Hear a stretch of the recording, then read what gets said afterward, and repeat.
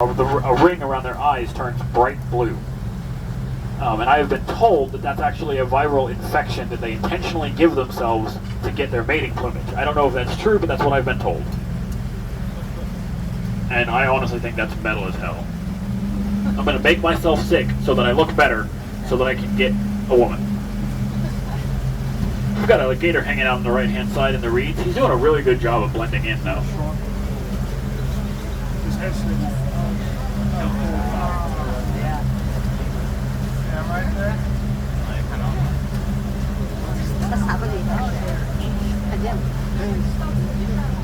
Those are called cypress knees. They are the root system of the bald cypress trees you guys see growing up around the river. They come up out of the ground like that because most of the ground here, underneath the sand at least, is limestone. And whoop, we got a gator right here. And very well hidden. You could walk right up on him and not know. And that's the point. Limestone is very porous and very soft as far as stones go. And so the cypress trees have evolved the ability to grow their roots up through the ground and then back down into it as an anchoring system. And so that's the little spikes you guys are seeing growing up out of the ground there.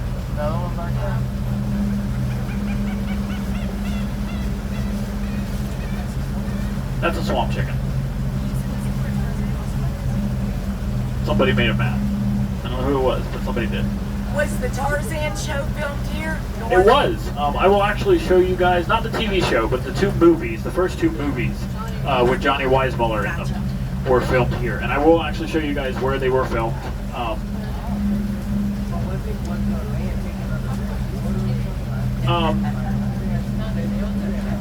They very, very carefully. So the way that they filmed the Tarzan movies was they came out to the area that we're actually getting ready to head up to. And they put platforms into trees, and they put cameras and cameramen on the platforms and filmed from there. And then there were scenes where they were walking around on the ground. We've got a great blue heron on the left side of the boat out there. That's actually a relatively rare bird to spot these days. They're not out and about on the river much anymore.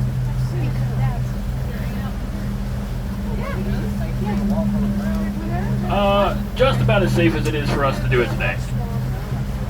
It's not. Yep. Mostly because they knew that it would make them a lot of money and because it was a lot cheaper to film here than to fly to the Amazon rainforest. So they came here, they got an all-expenses paid vacation to stay at the lodge and film this movie because it brought Mr. Ed Ball a lot of publicity. And it still does, to be fair.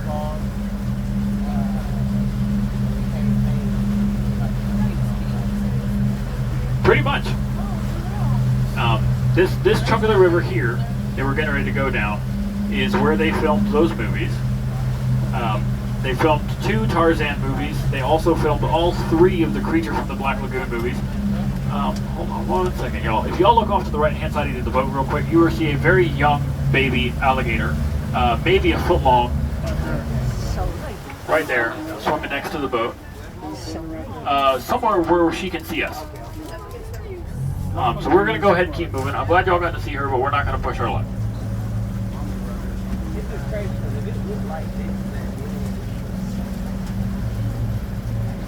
The water back then was a lot clearer, but the land animals and the alligators, it was all pretty well the same.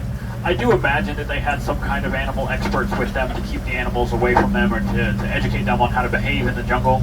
But they definitely took some risks coming out here. Especially because with the Tarzan movies, they actually brought a chimpanzee out with them to star in the movie with them. And I'd imagine that looked very delicious to a lot of the alligators. They'd never seen one before, but they knew it was made of meat, and they wanted to try it. Alligators do not see humans as prey animals, but just about anything else that walks on land that can fit in their mouth will be counted as a prey animal. That's the reason that we do not allow pets in the swim area. At all. We can't legally tell y'all that if you have a service animal, you can't bring it in, but we strongly advise you think about it before you do.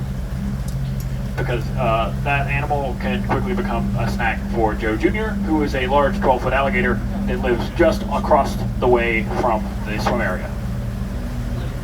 He's normally very docile and very chill, but it's possible that he won't be. Because Basically the same reason they don't consider manatees food. We are too much fight for not enough sustenance. We can damage them, we can hurt them very easily, and they have evolved to know this, and we don't really give them a whole lot of nutrition for eating us.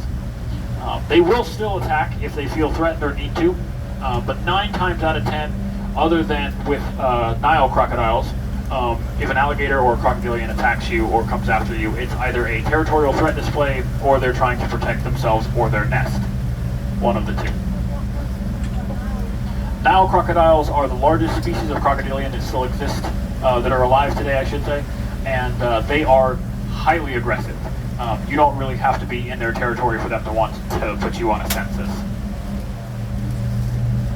Fun fact about an animal that we don't have here at Wakulla. Do y'all know what the most dangerous animal in Africa is? Hippopotamus. The hippo. The hippo kills more people every year than any other predator ever. More than sharks, more than alligators ever.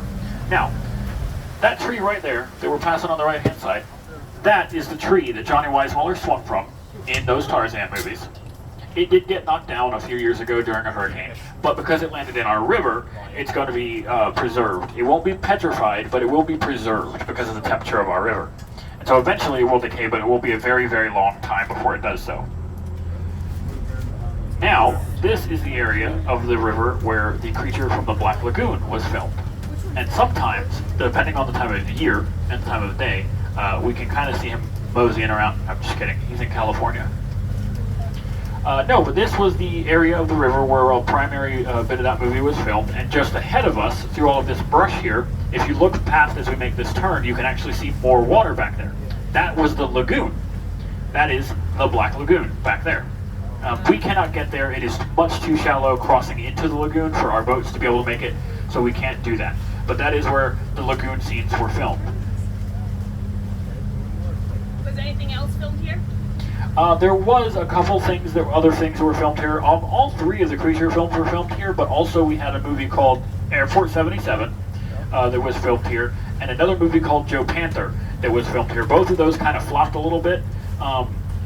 Airport 77 was more popular than Joe Panther, but it still didn't do super great. You can find them on like those back channel internet sites to watch for free, but you can also find them on like eBay and things like that for relatively cheap. They're worth the watch because it's a cool piece of history. Like with Airport 77, they actually came out and they filmed a big chunk of it in the bowl of the spring out there by where people are swimming, and they sank an entire airplane fuselage in the spring, like a real airplane in the spring. Yes, thankfully they did not leave it in there. But they were able to do that because our spring is the largest and deepest freshwater spring in the world. We max out at 185 feet deep out there in the spring bowl. And so they were able to sink an entire airplane in it for that movie.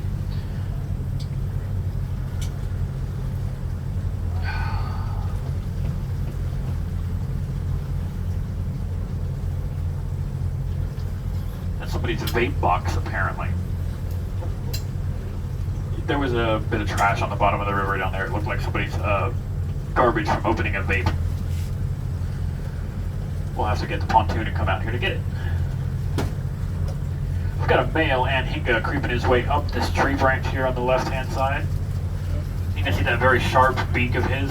They use that to spear fish, and then they carry the fish away to where they want to eat it, and they pull it off with their feet.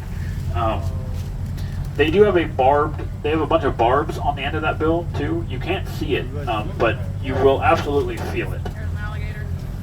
Yeah, there's a big alligator. Oh, is she up on the hill by the trees? Yes. Yep.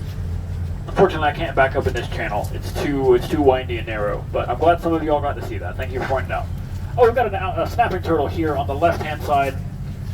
Not an alligator, but he is a common snapping turtle. There was down in there. Trying to give him a wide berth. That was a person. I know, because I was like, do I need to go? No, it's a person. They're jumping off the dive tower up here and they're just being loud. Alright, y'all, so right here I get to talk about some cool science-y things. Like the fact that if you look off the right-hand side of the boat, that water looks a little bit more clear and blue than on the left-hand side of the boat. And that's because it is. That water actually comes from a spring that's up here on our right, called the Sally Ward Spring, which is here in the park. You can go and see it. You cannot swim in it, but you can go and see it. On your way out of the park, there'll be a bunch of rocks lined up around a meadow, an opening on your right as you leave the park. If you park there, and there's a little trail just in that area, that will lead you down to watch and look at the Sally Ward Spring. It's down this river here.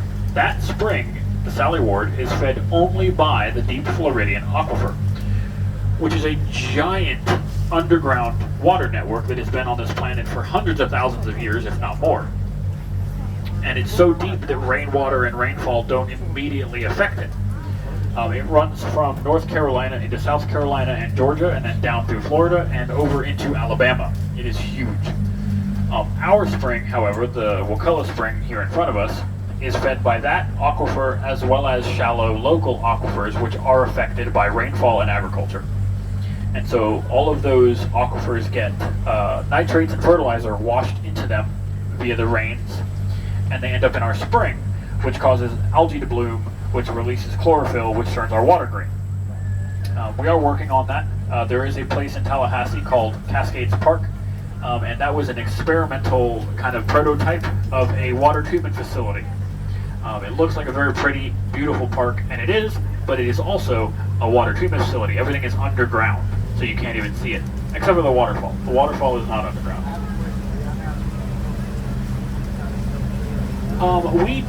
We don't mess with the seaweed so much because the stuff that's floating on top of the surface provides shelter for turtles and alligators, as well as meals for the birds.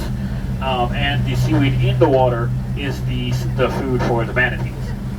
We used to have a specialized boat that